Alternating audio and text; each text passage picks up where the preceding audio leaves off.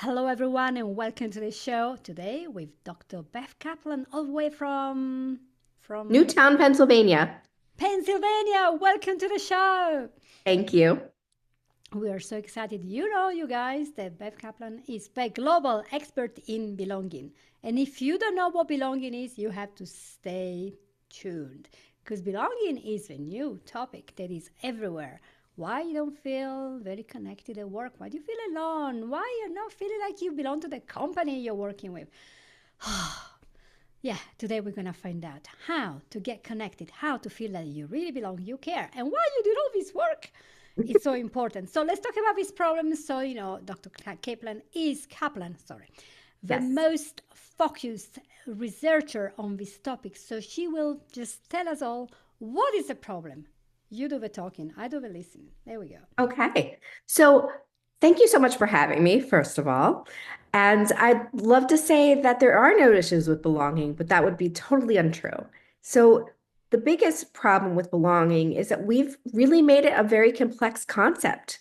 Some people think it's membership, some think it's attachment, and in reality, it's everything. It's it. It's a core fundamental human need that we have to belong. So, for all of you out there listening or watching, belonging is the innate desire to be part of something larger than ourselves without sacrificing who we are. And that's really key because nowadays it's so easy to do that. It's so easy to sacrifice it. I mean, if you think about it, it really is tough these days because people expect you to be something you're not on a daily basis. And the only person that really can truly know who they are is you. So in order to maintain that, you have to be yourself, which sounds easier than it is, right? That is quite a thing. How does that affect people when they don't belong? What happens to them on a daily basis when they show up to this big company and they don't feel like, they just feel like they're part of a big mechanism, but they don't really. Well, what's the problem then with them? Well, so there's so many things, truly. And I think a lot of people feel very uncomfortable talking about belonging at work because it feels sometimes trivial, right? Work used to be just an afterthought. And now it's really taken over a lot of our lives. There's some really good reasoning for that. We used to find our sense of belonging with family and religion and community. And as our society has changed, so has our foundations for belonging. So we spend more and more time at the workplace now than we spend with our families or our communities, and that's different. So there's, of course, a very natural path where people have started to spend more time there and they feel that the workplace is a surrogate family, which is very dangerous. So not only is it dangerous mentally, but it's also dangerous physically for so many things. Right? For example, when we have I'm not sure if you knew this, but there are multiple types of belonging. So we experience true belonging when we're at our best. That means we feel like we are part of something larger, we're not sacrificing who we are, and that makes us positive and that's happy. In an ideal world, we all have true belonging at work. That being said, the opposite is also true in the sense where if you don't feel a sense of belonging or you lack it, it's called thwarted belonging. And unfortunately, polar opposites. So if you don't feel that sense of belonging, a lot of things happen mentally and physically. One of them being your working memory, right? Something that helps you remember, helps you make quick decisions. It helps you break things down and it helps you remember to reply, right? We've talked about brain fog, right? That's another great example. So belonging isn't just mental, it becomes physical because when those things happen over time, your body starts to decelerate as well with you. So things like lack of sleep start happening, Hmm. right? You losing your working memory, overeating. There's so many different things that ultimately lead to isolation and depression and anxiety. So belonging has a lot of deep-seated issues, and those are just the physical ones. When we go to mental, I could talk for days about the disorders that are associated Right. with it, Yeah. truly. But what you really want to know, if you're out there listening, is in order to really feel a sense of belonging to something greater, you have to feel like you have a belonging to yourself. Right, so that's the first tip we have already. Yes, That's that's right. You incredible. can never feel part of something larger until you feel part of yourself. That's right. Yes, of course. Who do you connect to? You have to know who you are so you can connect. Yes. So, is there a way to develop this sense of belonging, or is that the job of a company, the big corporate group, to organize meetings, to have coaches to help people to belong?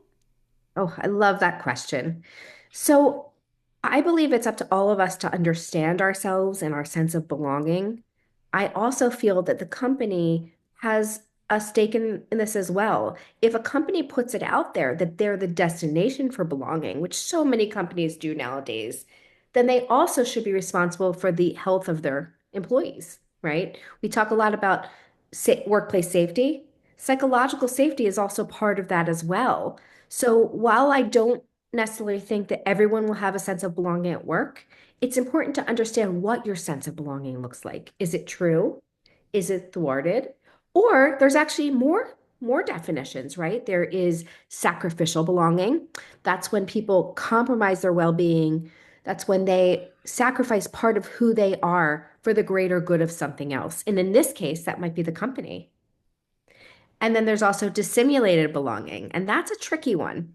Dissimulated is not a negative. It simply means you get your sense of belonging and your purpose from other places. So when you're in a context like the workplace where you don't feel necessarily belonging, it's a little awkward, right? We reward our corporate cheerleaders. We reward the people that want to be those diehard employees, right? That work 60 hours a week.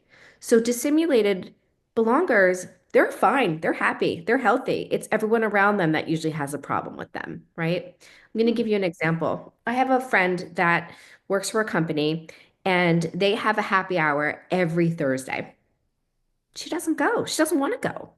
And she's really the type of person who she's like, nope, I get my sense of purpose and joy from my family, from working out, from eating healthy, from traveling, right? So spending that time, it doesn't mean that she's less dedicated to her job. She just doesn't Yeah, necessarily want to hang out with her coworkers after work because she's got other things she's got to do. yeah, And that's a very healthy sense of belonging. It's also a very healthy set of boundaries that she puts in place. yes, That being said, she's not necessarily seen as a corporate cheerleader or someone that welcomes the work to take over their life. And I think that's where we are in society. yeah. I can see why, because I'm like that sometimes. If I have some events and we say, oh, let's go here, just meet up everyone, I'm like looking at my work schedule and I'm like, do I really want to take 3 hours out? I wanted to accomplish this and that, and I'm really serious about keeping my hobbies going. And I know if I keep going to all these meetings, eventually I will not have any time for the That's things I right. really like. So there is a hard choice there for people to make, and also the consequences of not being seen back again, this That's right. belonging thing. That's That's right. quite There an are issue. consequences, but I think if you're upfront with your manager, your team, your company, and you say, I am just as dedicated, Mm. I'm not willing to give up my time after work, I think that's perfectly acceptable. Yeah. Yeah, perhaps some companies make an extra effort and you end up being always in the office. Yes, that's right. Well, that's another thing. You hear a lot about working from home and this big debate. And one of the questions I get asked most often is, does being in the office increase your sense of belonging? That's not necessarily true. There are types of belonging that are called place belonging. In order for something to feel like place belonging, it has to feel like home by definition. And I don't know about you, I have yet to be somewhere at, like an office where I feel like it's my house. It doesn't feel the same. I mean, trust me, if I could have a barista with me at all times, like they do in some of these wonderful companies, I would take it. Don't get me wrong, but that's just not the way it feels. There are jobs that do require you to be in the office for various tasks. Yeah, So I get it. I understand fully why there are companies that want people to work from home, but they need to stop connecting it to belonging. right. It's quite a discernment because I'm sure people who maybe never really heard the word belonging as such, but now we Yes, can connect the dots and see, ah, there is something here that I have not thought about. that's right. Absolutely. And on top of that, it's not an all or nothing concept. You may belong to part of something and not the whole. I'll give you a great example. If you are in the workplace, you may feel very much like you love the company's values and you love the team, but you're not aligned with your boss. So you may feel a partial sense of belonging to the company and the team, not your boss. You may feel a sense of belonging to your boss and not the company or the team. Hmm. So that's a very realistic thing. So if you think about it this way, outside of the workplace, you could be a member, you and I were talking, you could be a member of an art club. You could be a member of 5 art clubs, in fact. And it doesn't mean that you feel a sense of belonging to each one of them. And Hmm. you feel varying degrees. You want to go Hmm. to some on some days and some another. Or you may be closer with some people in one and not the other. So while that feels a little like advanced common sense, it's not something that's been talked about that actively, that you can belong to as many things as you like or not as many things, right? Yeah, that's quite a thing there. So if a person wants to not feel all this maybe anxiety or lack of productivity. So that's one aspect because I was reading that you are a very sought after consultant working with Fortune 500 companies, with government, with so the leaders are aware there is a problem. It's just Yes. that the people down there, I don't know how to call them, but the employees that don't have decisional power, they maybe get landed things and they have to understand, oh, this is part of that's how Amazon works, that's how Apple works, and whatever. But do they understand the mechanism how that's gonna enhance them or be of detriment? So it's important to actually look at this. And I know you wrote a book about this. What was the I purpose of did. your book? I did. It's Ah, there called we Brave in the go. Workplace. And the purpose of the book is to really help people understand their sense of belonging. And also, as I mentioned before, it's about being yourself in a world that tells you to be something different every single day.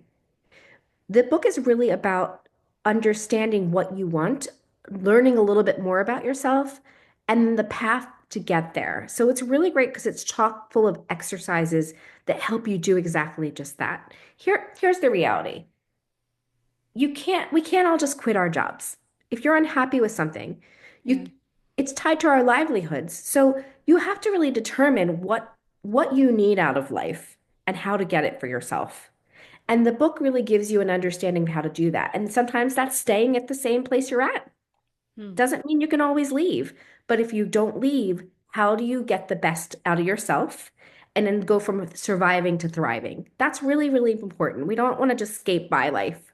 But we are at a current breaking point, I believe. I think I read a report the other day that said something like 94% of the country is unhappy with their jobs. So if you are unhappy with your job, this is the perfect book for you. Yeah, how many people will be unhappy? It's a lot of people. I know.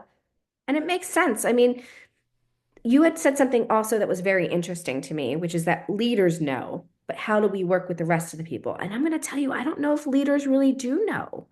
Most people are promoted into their jobs. It's not because you were, it is actually because you were very good at what you were doing. And then they want to make lots of people that are good at the job too. Hmm. And so most of our leaders are not really taught how to lead unless it's on the job experience. So I often tell companies when I'm working with them to make sure they put a leaders first approach in when it comes to belonging. Leaders set the tone for workplace culture, and their sense of belonging directly impacts their teams. When leaders feel disconnected, they're less effective, less empathetic, and more prone to fostering toxic environments. So it's important for leaders to understand their sense of belonging first, and then at the same time, to be able to meet employees where they're at, to understand that not everyone experiences belonging the same way, right? Some find deep meaning in workplace culture, and as we mentioned, those that are dissimulated prefer a more transactional relationship with work. So instead of assuming a one size fits all approach, leaders need to be flexible and understand where people are at to connect with them in a very authentic way. Right. Sound advice. Yes, hopefully, right? Hey everyone, I'm very excited to share with you something that I've just done today. I know I got this announcement most weeks now, but yeah, I'm here with Dr. Kaplan, all the way from Pennsylvania. So, hello, hello, hello. Hi, great to be here with you. Yeah, and Dr. Kaplan is the global expert on belonging. That's right. Now, don't switch Belonging, off. Don't switch off. Now, she's gonna tell us what belonging is. belonging, something we've all felt before, or lack of belonging, is the innate human desire to be part of something larger than ourselves without sacrificing who we are. Should be on t shirts. That's I right. belong. Or ask me about belonging. Yeah. Right. Exactly. As humans, we all need to be accepted, to be loved, to be wanted, to belong to something. Why do That's we right. have gangs? Because people want to belong. Maybe a home, there is a broken home, the parents are working the whole day, the parents don't care. They need to belong to something. So they find a gang in there and they, oh yeah, I belong. They're very protective of me, they accept me, we have rules, we have boundaries. It's a way of getting there because we all need belonging. So churches, clubs, organizations, your workplace is all places where we belong. So if you want to find out more about why there is a problem with belonging, because so many people now are working too long, they're always at work, but they don't belong, they don't feel. So you really want to watch this episode, which will be in first or second week in April. But it's amazing. Also, there is a book about this, and it's called Braving the Workplace, Belonging at the Breaking Point. It's just out, so you can buy Yes, it. So if that's you are a right. leader and you want to help people in your job to be more productive, less anxious, more helpful, that's the book that you That's right. want. If you want to be the best leader possible, it's all about meeting people where they're at and understanding yourself first, right? We always say you put your safety mask on first. This is no different. Reading this will help you understand yourself better, which in turn will help your sense of belonging and how you lead other people. Absolutely. Yeah. So very important at all levels, whether you're working, not working, maybe a friend, you want to help somebody. It's not always the case of complaining, do nothing. It's important to know you can take action and you can actually feel that you belong and go there with a renewed sense of self awareness and That's, belonging connections. You have more purpose. And you know what? If you have a good purpose, you live better and you're happier. So, watch this that's right. episode. That's right. You want to go from surviving to thriving, right? So feeling that sense of belonging, or whether you're not feeling it, right? There, you could be going through belonging uncertainty. There's so much to think about. And what I think this book does best is it gives you a path to understanding yourself better. And then once you understand yourself, what you're going to do to live your best life. That's a perfect ending thing. The best life. And we all deserve to do that. So, hopefully, you're all going to be here looking and checking out this book from Dr. Beth Kaplan. Did I say this correctly? Perfect. Perfect. So good. Thank you. See you all, everyone. Bye.